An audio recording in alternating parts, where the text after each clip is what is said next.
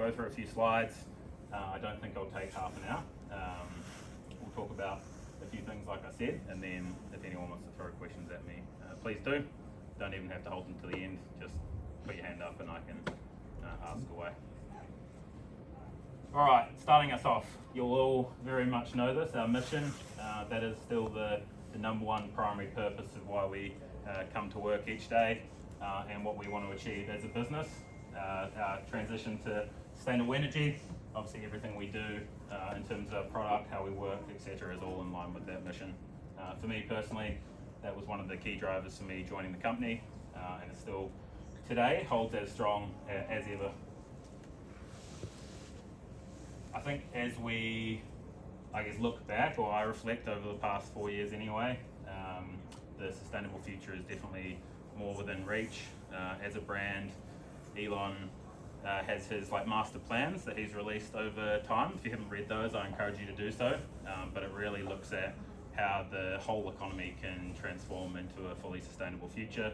Not only motors, obviously, but looking at things like home storage, commercial storage solutions as well, so that you can not only harness the power of the sun, store it, and then obviously drive using that energy as well.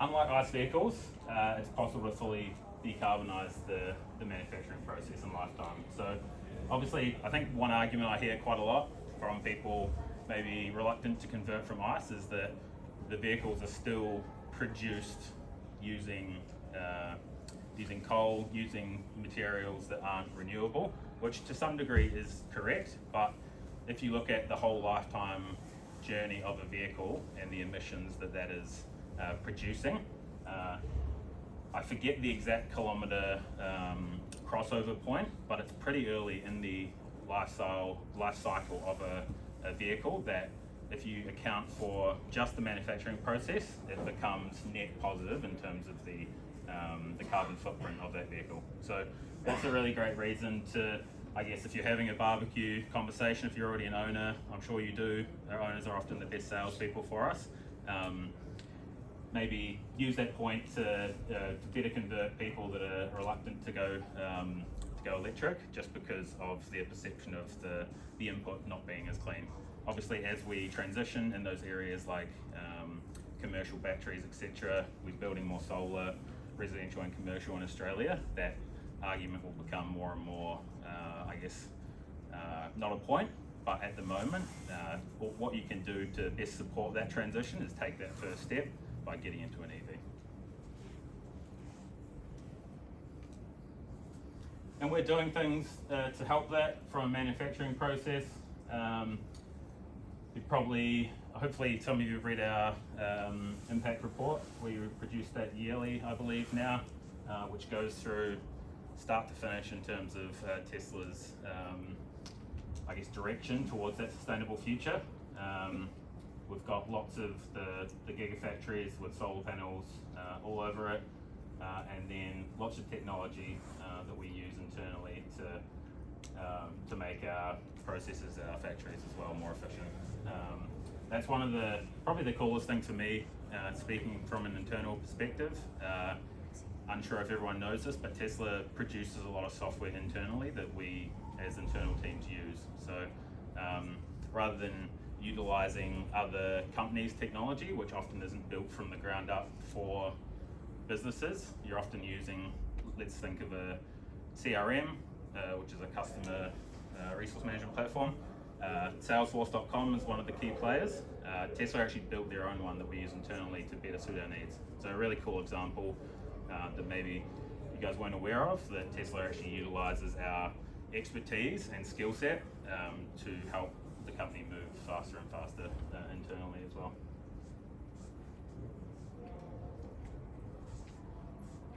Important as well is water usage when producing vehicles. It's often, again, something that comes up in arguments, I think especially in Europe, in terms of water usage. It's a sustainable or unsustainable resource that we want to obviously use as little as possible. So that's something we're really proud of as well. Across all factories, we produce on average less than most factories across the world.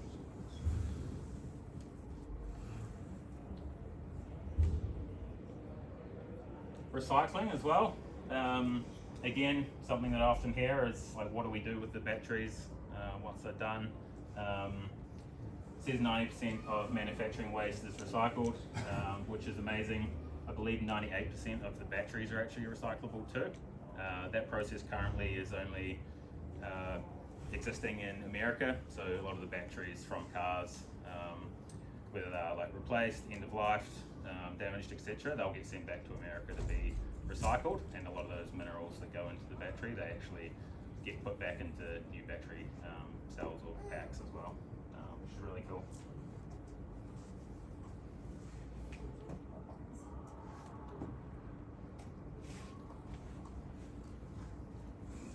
As hopefully you all experience, the owners that put their hand up, we try and build products that people love. We've got the various modes there, as you can see. Dog mode was on show today, trying to get people to bring in their pets. I've got a little dog myself, and it's a great one where you can leave the car. It says the temperature on the car. You can look at the internal camera of the car while you're out on your phone, which is pretty cool. Just to know your pet is safe. Camp mode, probably popular in Australia, where you can actually turn on camp mode, keeps the aircon circulating, and you can fold down the rear seats and sleep in your car as well.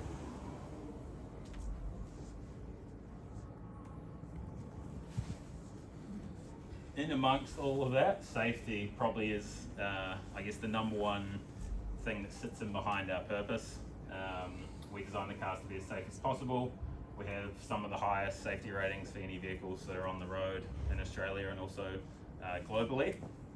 One really cool story that I like, that I heard recently, was due to the technology that we utilize.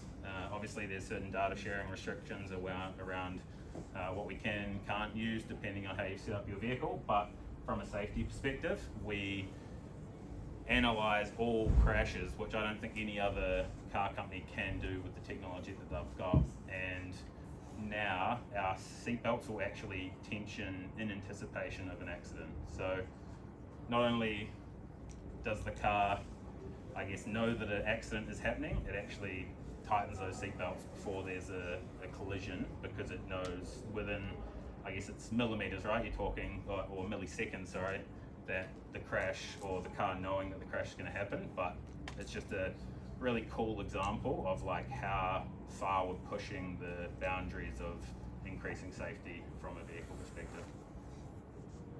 I'll pause there. Is there any questions on anything I've covered so far, even not that I've covered, that you want to ask me? With the battery recycling, do you think Australia will start to do it? Because you are putting it back on a ship, I take it. Yeah. Great question. Nothing that I'm aware of locally, but obviously something in like WA, for example, would make a lot of sense. Whether that's done upstream in the supply chain, I'm not sure. If anyone's heard of Redwood Materials, that was the ex-Tesla founder, JB Straubel. He's set up a company that's, I think, looking to do that globally. So, yeah, not sure, but something definitely we should be looking at in the future as the total fleet grows year on year.